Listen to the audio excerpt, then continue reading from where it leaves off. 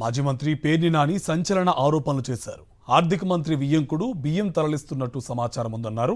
Stella ship ని తనిఖీ చేసి కెన్స్టార్ షిప్ ను ఎందుకు వదిలేశారని కూటమి ప్రభుత్వాన్ని ప్రశ్నించారు పేర్ని నాని.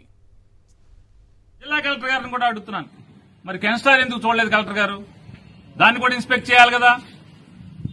అంటే ఆర్థిక శాఖ మంత్రి వియ్యంకుడు అయితే ఎవరికి షిప్ కనపడదు, తెరలు ఉంటాయి. ఒకే షిప్ లో ఒకే మనిషి వియ్యంకుడు 42,000 టన్నులు షిప్ మొత్తం నింపి పంపిస్తున్నాడు. దాంట్లో లేవా పీడీఎస్ బియ్యం, రేషన్ షాప్ బియ్యం దాంట్లో లేవా? ఎతకరా దాంట్లో? ఎందుకు ఎతకరు? కాబట్టి ఇందులో నిజాయితీ అంటే నా ప్రశ్నలకు సమాధానం చెప్పండి. నేనైతే అతను నిజాయితీగానే వెళ్ళాడు, పాపం ఏదో పట్టుకుందామని వెళ్ళాడే అని అనుకుంటున్నాను. కానీ ఇవన్నీ ప్రశ్నలు, సందేహాలు.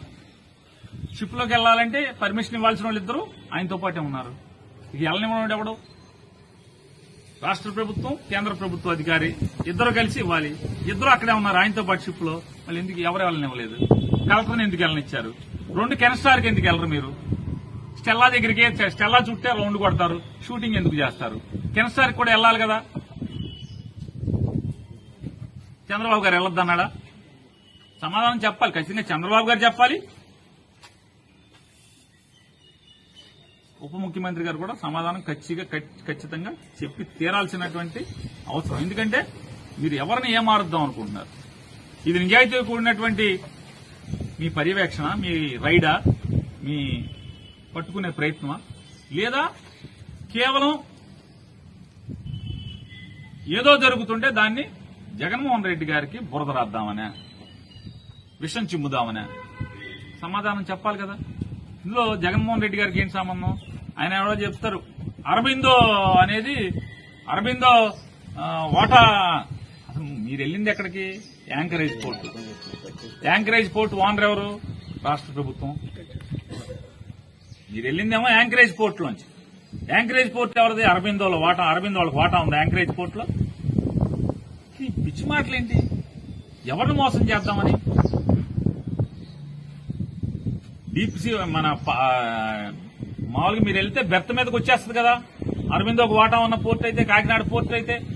మీరు వెళ్ళిందేమో యాంకరేజ్ పోర్ట్ కదా. యాంకరేజ్ పోర్ట్ ఓనర్ ఎవరు? రాష్ట్ర ప్రభుత్వం కదా.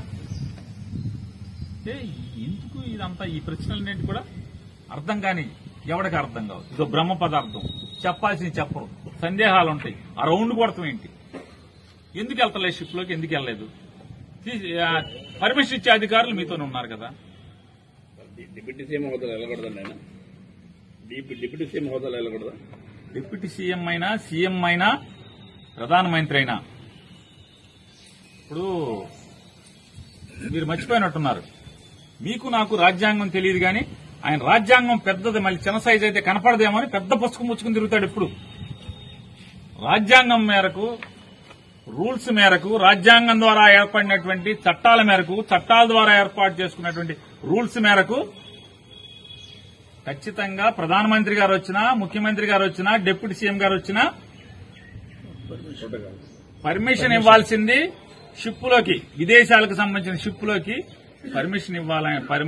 పర్మిషన్ ఇవ్వాల్సింది పోర్ట్ అధికారి, కస్టమ్స్ అధికారి. ఆ ఇద్దరు పర్మిషన్ ఇస్తేనే లోపలికి వెళ్లాలి.